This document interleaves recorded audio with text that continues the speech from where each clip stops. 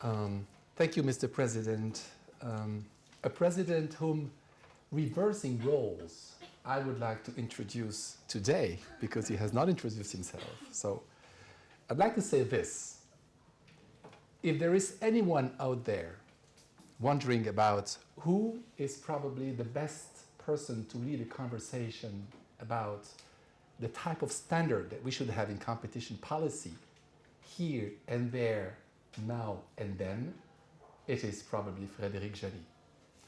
Thanks to his multiple responsibilities and functions held over the years, particularly now as an OECD competition committee chairman, Frédéric has accumulated an experience which makes of him the best possible person to lead this conversation. From a legal and from an economic perspective, nationally, in the European context, as well as on the international scene. Thank you, Frédéric, for being with us and accepting to lead this conversation. As you have noticed, we are here in a magnificent setting. And this is thanks to the hospitality of Marie-Apps, École Libre Marie-Apps, Haute École Léonard de Vinci. This is a school specializing in, maybe you don't know that, the reason why I'm telling you about this, it's a school specializing in logopedics, linguistics, psychology, interpretership, as well as translation studies. Thank you, Damien Huvel, the director of this school, and Cathy Van Lille, responsible for communication, for working with us on this project, entailing aspects relating to education, research, and service, three aspects to which the school is very much committed. And then this conference is being organized by and with concurrences in French, so it's a review, and by an institute, which is the Institute of Competition Law, a review and an institute which progressively have conquered the heart and the mind of the antitrust community in Brussels, in Paris, in Europe, and now in the United States. Why? Well, thanks to the very good quality of its publications, online and in print, and also, and that's a personal touch, on the basis of the qualities of his leader. I'm not going to tell his name, otherwise he's going to get to blush, because Nicolas, I'll stop there. Nicolas is a person who goes further, quicker, and is much more demanding than anybody else I know. And Wouter, this is the first event which is organized by the Louvain Competition Forum, which is a forum associating your strength and mine, if I can speak of one, combining the forces of the Catholic Université Leuven, Université Catholique de Louvain, as far as competition issues are concerned in a multidisciplinary perspective. As you know, Wouter is a very respected professor of market and economic law at the KU Leuven. Why are we doing this? Well, because, so to speak, we have the same mother. Maybe you didn't know that. UCLouvain and Catholic Université Leuven come from the same university originally, University of Louvain, if we can speak like that. And we share values. We also share a common history because we've been 20 years ago référendaire at the same time of the European Court of Justice. And we have maintained and solidified these links, allowing us today to present activities and to organize activities together. Wouter has accepted not to speak today because we have so many speakers already. So if you want to ask him any questions, please do not hesitate. Ladies and gentlemen, it all started, let me see. I should actually go backwards, I guess. Not knowing whether, intellectual? I don't think so. No.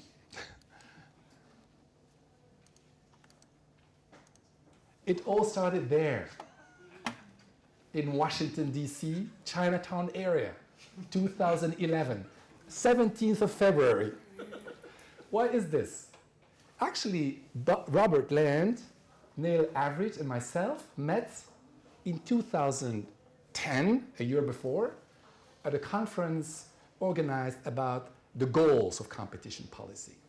And we actually got along very well. We became interested in discussions on two themes which we consider important, to us at least: consumer policy and competition policy.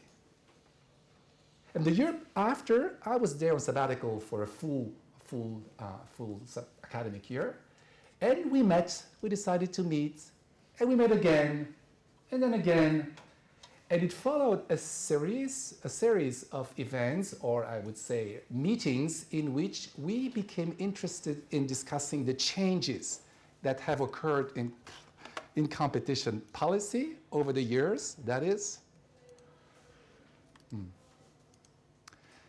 first, the massive integration of economics in competition law, a major change which has altered or changed the language that we are using now, and which also has given the area a much more technical appearance. The second change was the understanding that competition policies may change considerably in time and in space. In time, within single countries, in fact, you can go from one type of policy into another one. And in space, you can actually observe so many different policies carried out in the name of competition across the globe.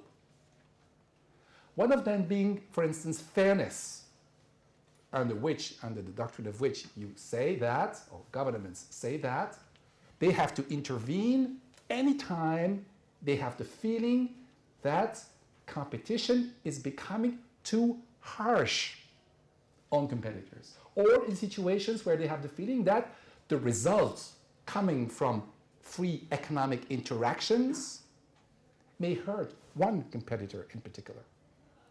So you have fairness on the one hand, and on the other hand you have efficiency, under the doctrine of which, when it is considered 100% applicable, you can have situations where people say, firms know better, they know what they do, and they do what they know, which has the result that we should not intervene, because if we do so, we are going to impair the efficiency which would otherwise come from an automatic, spontaneous, natural interaction between businesses.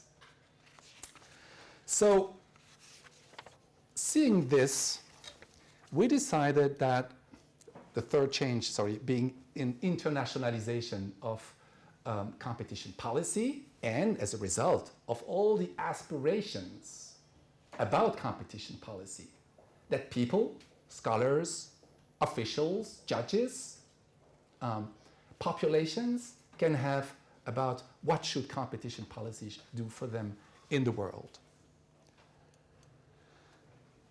On that basis, we have decided to embark in a series of events. One of them, which was actually the one where we met, the ASCOLA conference in 2010. And then we had a seminar, more than a conference, a seminar held at the Federal Trade Commission in 2011, July, during which I was invited kindly by Bob and Neil to present ideas about this concept of choice, which we have seen appearing in so many documents and judgments, unlike what was the case before.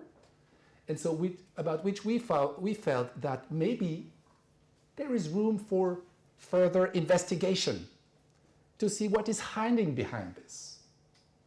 See? And we are now organizing an event in Brussels in which what we want to do is to launch an initiative involving you guys, i.e., an initiative involving students, scholars, professors, judges, officials, company members, in which we all start to think and contribute to this question: is choice so important nowadays that it may have implications on the type of competition policy that should be carried out. That initiative has three characters. We don't want to remain focused on one country or group of countries. The next standard will be international. So we want it to be a global initiative. It's going to be a multidisciplinary initiative as well. We do not want to be confined to law or to economics. We want to invite historians. Any historian here? Unfortunately. Social scientists, biologists, possibly, in this initiative. And we also want this initiative to be open, without any leader, any structure, developing as would a open software, basically. So we are going to listen to other presentation, but before that, I'd like to give you a piece of advice. Think twice before being invited to lunch by nice colleagues, because you may be embarked in something that you have no idea about. Thank you for your attention.